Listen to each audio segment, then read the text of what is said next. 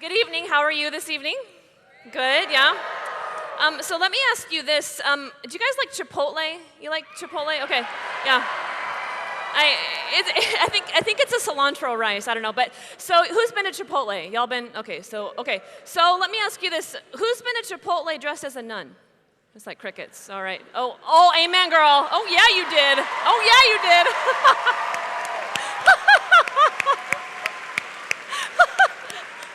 I love that. So I'm sure sister and I have a lot in common. You know, a lot of times when you go out dressed like this, you have some interesting conversations. So I was at Chipotle looking at the cilantro rice a few months ago, and they had that where this young guy's about 20 grilling the chicken, and he was facing me, and he's grilling chicken, and all of a sudden he sees me, he's like, I was like, oh man, this is gonna get interesting, you know?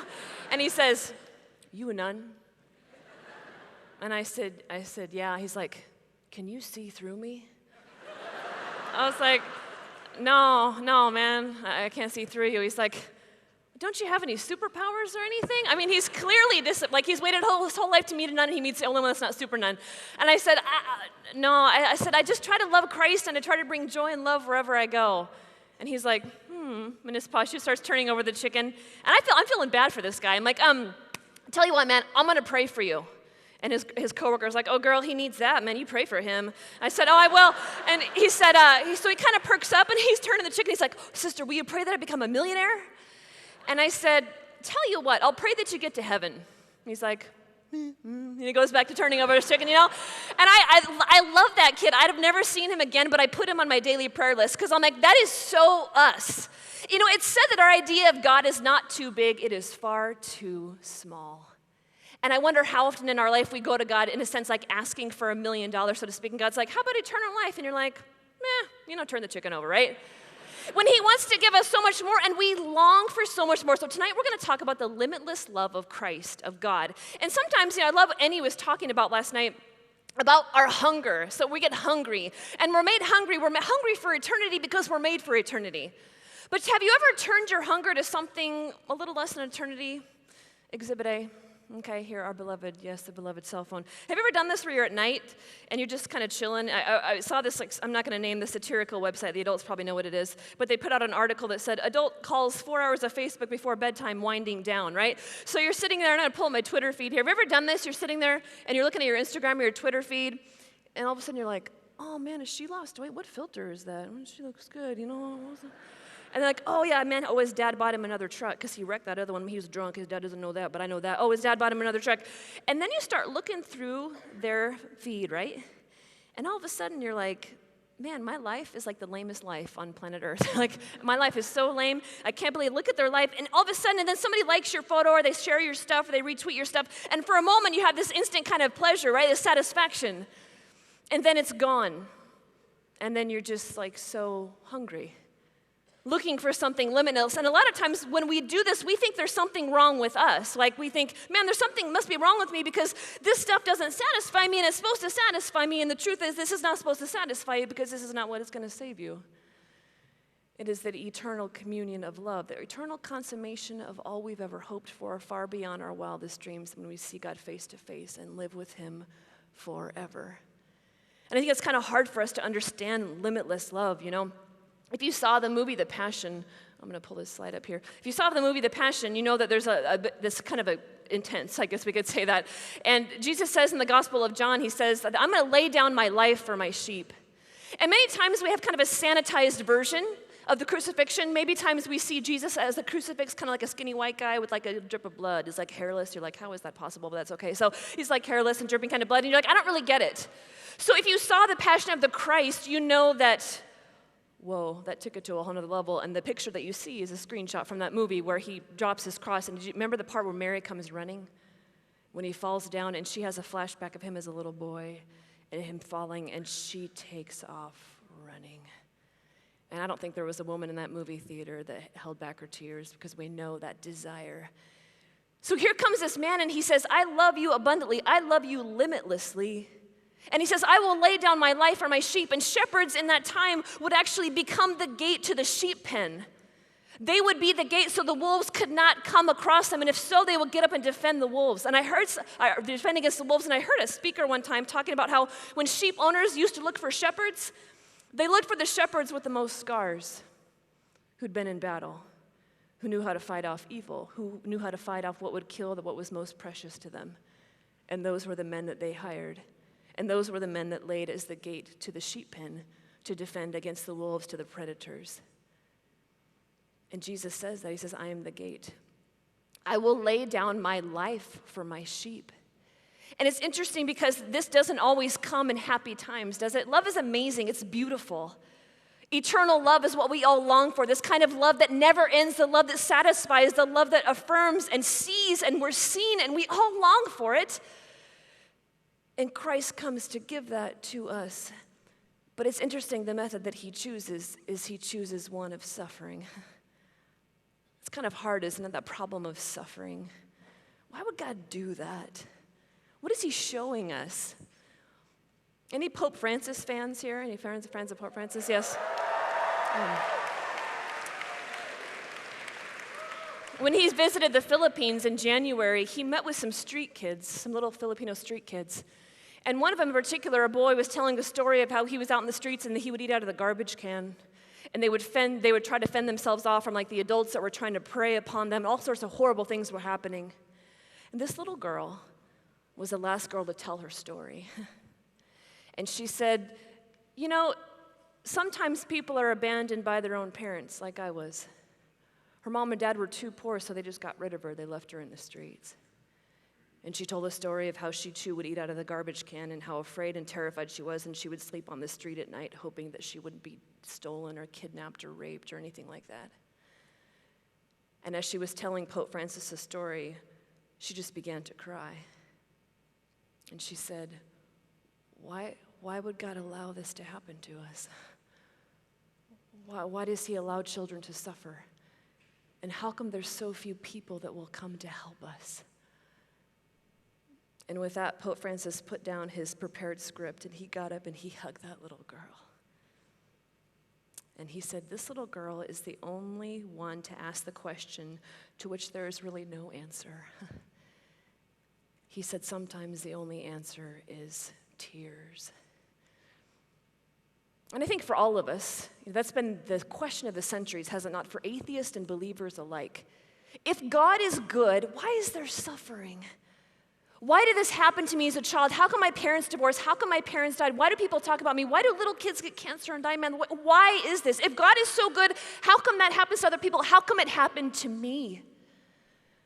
And we're so terrified of that. And the answer that Christ gives is the answer of his very self. That in the economy of God, nothing is wasted. And what the evil one means for ill, God will always redeem and bring beauty out of it. We just read in the daily mass the story of Joseph from the Old Testament, who was sold into slavery by his brothers. And it is because his brothers sold him into slavery, he survives. Joseph saves a nation. And when his brothers come to him later, he chooses forgiveness and he says to them, what you meant for ill, God meant to save a generation. And I'm convinced that it's only in heaven when we see God face to face that we're going to see our whole life unfold in like the tapestry of how our lives have been interwoven with everybody else's throughout the history of time. And then we're going to see our life and we're going to be like, oh. Because sometimes we don't have answers on earth, right? And Dr. Tom Neal, I love Dr. Tom Neal. He's a professor at Notre Dame Seminary in New Orleans, and he was writing a blog post on suffering and mercy.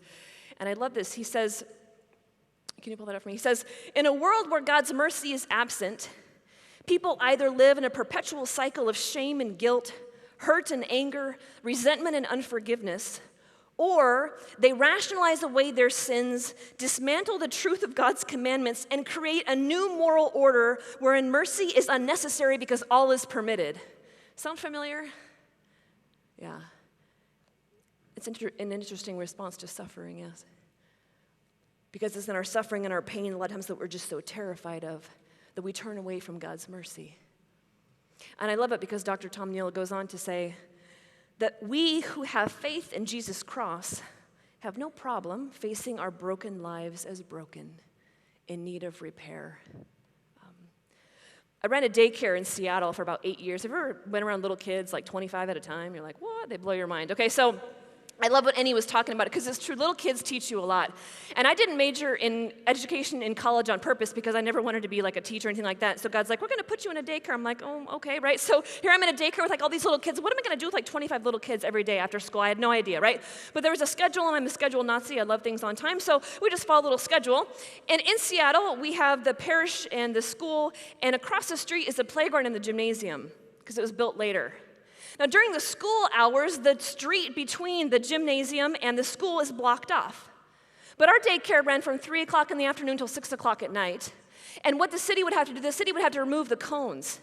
And there were no like speed bumps or any sort of velocity impediments on the street, and cars would just come flying by. And if you've ever watched kids on a busy street, that stuff just scare the heck out of you, right? So every day, the first week of school, no matter how many years the kids have been there, we marched them to the edge of the street, to the curb. And we had them all line up, everybody put their toes on the curb. And we'd say, okay, look up and down the street, what do you see? Oh, there's no cones. Okay, there's no cones. What does that mean? Cars drive by. Yeah, cars drive by. Okay, so here's what's gonna happen.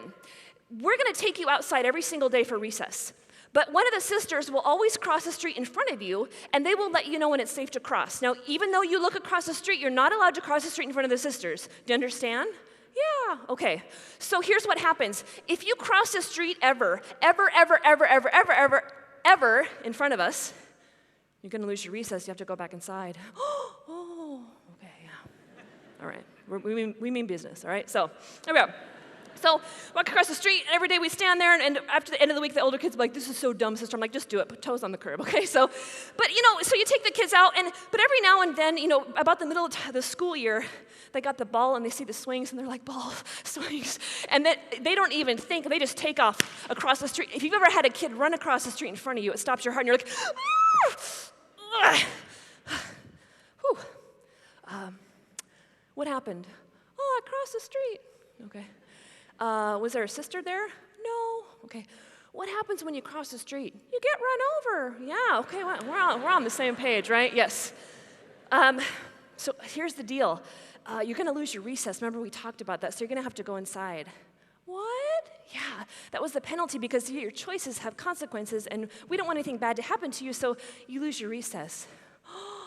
And then it is World War III. It is wailing and gnashing of teeth. I'm the meanest person ever in the history of the world. I hate this. You take the ball and kick it against the schoolyard, stomp in. They say, I'm never coming back to this daycare. I hate you. All right, see you tomorrow. Say hi to your mom, all right? All right, see you. Now, let me ask you this. At that moment, I'm the meanest person ever in the history of the world. Or if you ever watch little kids, they'll do this. You're not the boss of me. Don't tell me what to do. I'm like, excuse me? Yes, I am. Get your crayons and go back inside. Yeah. And it's you see these little kids, and to tell you the truth, oh my gosh, I love those children. They made me more human. Oh, they saved me on so many levels. I love those kids. And out of 8 years that I was there, by the grace of God, nothing ever happened to any one of them. And I tell you, had they been hit by a car, had they been wounded, I would have died, because I love them. And why I ask them to wait is because I'm an adult. I can see, I have foresight, whereas children don't. They don't understand the ramifications of their behavior, but I do. So out of my love for them, I set up limits so they can be free. It is out of my love. But they don't always understand that, do they? And I think many times, really little kids are not so different than us. How many times are we standing in the middle of the street, right? And we're like, got one hand on our hip, and we're like telling God, don't tell me what to do, man. You're not the boss of me. And God's like, yes, I am, right? But see, ultimately, God doesn't want to be the boss of us. He wants to love us. And it is His mercy that He continually pours out again and again and again and again that transforms us and changes us. You know that sometimes little kids have a special toy, or they have a blanket, which they call a security blanket, right? And we would never let our little kids take them outside because they would inevitably forget them or get them dirty, but every now and then, we would have a little kid who absolutely would not part with their security blanket. It was like they'd bite your hand off if you even got close to it, right? Okay, so we said, well, if you take your blanket outside, you're not gonna be able to play. How can you go down the slide with your both hands on your blanket? Like, I don't care. Oh, okay, kid, right? So they take their blanket and they're just irritated, and they come and sit with us boring nuns during recess, So they sit there on the curb with us, and they're clearly unhappy because they want to play, but they're so attached to this thing that they won't let it go. And little kids won't let you wash security blankets. They stink, man. They're nasty after a while, okay? And you're like plugging your nose trying to get close to them, and they will not let it go. And I see these things muting their life as children, that they're missing out on playing with their friends because they can't let go of something that's become a friend, even though it's dirty and smelly. And what happened to me this last Lent is that God began to show me my security blankets. You've ever had a few of those revealed? Those things that we ardently cling to because we think they make us safe. Sometimes little kids think their blankets make them invisible. They're like, you can't see me. I'm like, I can totally see you. No, you can't. Okay, I can't see you, right? They're like, I'm invisible. I can see you, And how many of us cling on to things that stink and are dirty, and we make some strange friends, don't we, with them at times, because the pain is so deep. And rather than encountering, we all do it, rather than encountering God's mercy and compassion, man, we hunker down with these things, and we cling on to them for dear life. And what they do is they sit us on the sidelines of life, and they mute our life, and our life becomes limited. I know for a long time, some of my security blankets were actually addictions. My biological parents were teenagers. They were seniors in high school. I was conceived out of wedlock by 2 high school seniors. And it was right after Roe versus Wade. They weren't married. And I don't know my biological mother to this day, but I do have a deep intuition that at one point she thought of aborting me, but she didn't. And I sit here before you tonight because a 17-year-old girl said yes to life, and I was a child in her womb. I was adopted. And as I grew up, I was telling the ladies earlier today that I had my innocence taken from me as a little girl. And I didn't tell anybody because it was awful. But I found very quickly that there was something that I could do that made me feel better, and that was drinking. I began drinking at 12 years old. When I was 13, I had my innocence completely taken away from me by somebody else, and my life shattered. And I thought, I'll just kind of push on through and get on through, and nobody will be able to tell. But by the time I was 21, I was already an alcoholic. And here I was playing Division I college volleyball, and I wanted to work for ESPN. I was telling them that earlier today. And I had all these facades, the facades of perfectionism, the facades of anger, of depression, all these things that I had made friends with. Man, and inside I was just dying. Our addictions. And if you have an addiction, whether your addiction is to pornography or masturbation, or if it's anger, if it's cutting, if it's your cell phone, where you just cannot put that darn thing away. It's like it numbs us because it seems to keep us safe, but it mutes our life. And what addiction really does, addiction really seeks to medicate something deeper. See, I had a lot of deep pain in my life, things that I'd never told anybody, things that I never even could admit to God as if he didn't know, and see things I certainly couldn't admit to myself. And pain starts there. And so what we do is we seek a way out of our pain. So we turn to shopping or food or whatever that is for you, and we indulge in it, right? And for a moment, it makes us feel good. But then the moment passes, and we're so disgusted with ourselves, and we say to ourselves, man, I promised myself that I wasn't going to do that anymore. And I found myself like that one day at 21 years old. Sick, man, I was sick. And I woke up one morning, and I remembered everything I had done the night before, and it was awful. But the thing that brought me the most shame was that I remember that I promised myself that I wasn't going to do that anymore. And I realized I couldn't stop. I was an addict. And I was so disgusted, and I just wished for death because I didn't know what to do. And what I really wanted? I really wanted to be comfortable in my own skin. Have you ever wanted that? Where you could know yourself and you got stuff, but there's a peace that comes through that, and a comfort that's not lackadaisical or not slothful, but a comfort that comes in knowing who we are, that knowing that we've got stuff, but knowing that we are limitlessly loved. Not wearing this, but wearing something like this, right? This is who we truly are, and if you can't see it, it says, beloved child of God. This is the mantle that God places on every single person in their baptism. I had a professor this last semester who says, baptisms and sacraments are not an event. They're a font that gives life. They're a continual font. And this is who we are, and it's not something that we've earned because of performance or because we're good little boys and little girls. This is the truth of who we are because we are profoundly and fiercely and eternally loved. It is a mantle that's placed upon us that doesn't suffocate and mute, but it sets us free. There's a reason why God asks us to become like children. Not childish, not like, you're not the boss of me. That's childish. And many adults, we live like that too. We're just little kids a lot of times that are just throwing a tantrum. But he calls us to be childlike because children see the world differently. I want to show you a little commercial, and it's going to be self-explanatory, but you're going to see that two groups of people are asked one question. One group of people are adults, and the other group are children. And you'll see that they give two very different answers to the same question. Jeremy, can you show that comfortable video, please?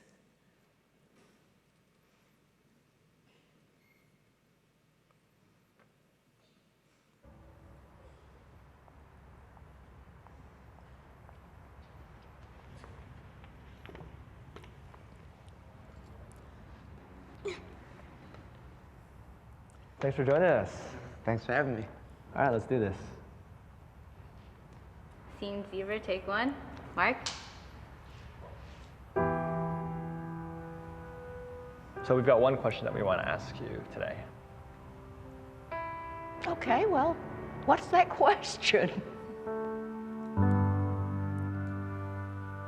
The question is, if you could change one thing about your body, what would it be? Only one. I would change my forehead. I have a really big forehead. I'd like to be taller. The puffiness of my face. My ears. I have big ears. Stretch marks after having a baby. A lot of times, like, kids would make fun of me, like, hey man, you get big ears, you got Dumbo over there, you know? Definitely my skin, because I've dealt with acne and eczema issues ever since I was a little kid. 我小时候，因为大家比较喜欢大眼睛的那种美女，所以我就也希望自己眼睛能大一些。 Growing up, like a lot of people call me like five head or like your forehead's so big. They've always like would say something to me about it. Yo diría porque muchos todos caminan derecho y como que mi pie está un poco chueco. When I was younger, I felt like I wasn't quite adequate enough.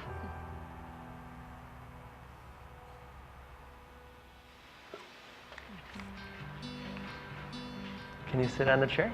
No.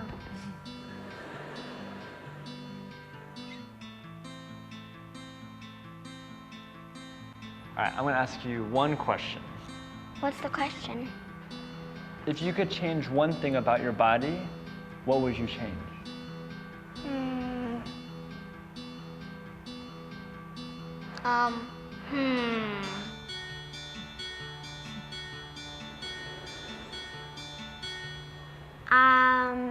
You know, have a mermaid tail. Probably like a shark mouth, so I could eat a lot of stuff. I could have teleportation in my body. Extra pointy ears. I want legs like a cheetah so I can run faster like a cheetah. I could have wings so I could fly. I don't think there's anything to change. I like my body actually. Yeah, you wouldn't change anything? Nothing else. Just a mermaid tail.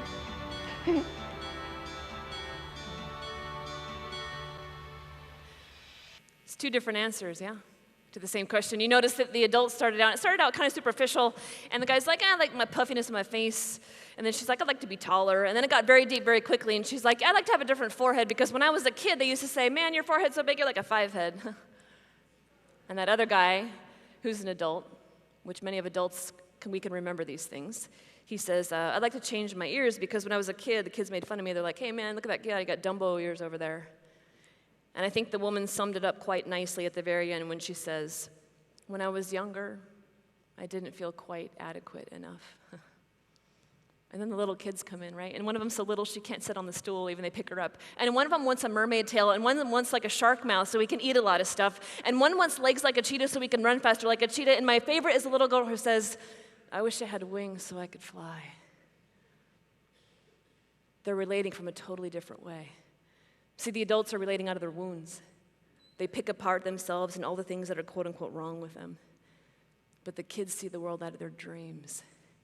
They see the world out of something more, a desire for something more. And that's really where Christ meets us, in our desires, and our wounds and our desires. And you know very well the story that at the crucifixion, Jesus is crucified with two criminals, one on his right and one on his left. And he's being reviled at this point. People are still making fun of him. They're shouting at him from the ground, and they're saying, man, if you're the Son of God, save yourself. Take yourself down off the cross. And one of the criminals begins to revile him, and he says, if you're the Son of God, save yourself and us. Save us. Get us out of this. And the other criminal on the other side turns to him, and he says, man, don't you fear God? We're under the same condemnation as this man because we've done something wrong, and we're getting the penalty that we've deserved, but this man has done nothing wrong. This man is innocent. And that criminal looks at Christ and he says, Jesus, remember me when you come into your kingdom. And Christ looks at him and he says, behold, today you will be with me in paradise. St. Julian of Norwich says that when God sees our sin, he sees our pain. And so often we're afraid of that. We're afraid. And it is here that we bring all of ourselves to God. We bring the questions. We bring the addictions. We bring the struggles. We bring the things that we're so terrified of. We bring them into the light to this man who limitlessly loves us, whose love knows no bounds, whose love doesn't stop anywhere, that completely pours itself out into eternity, taking on our sin to set us free. That's being comfortable in your own skin, so to speak. That the power of Christ comes to redeem and restore and renew all that we're afraid is lost. Because in Christ, nothing is lost.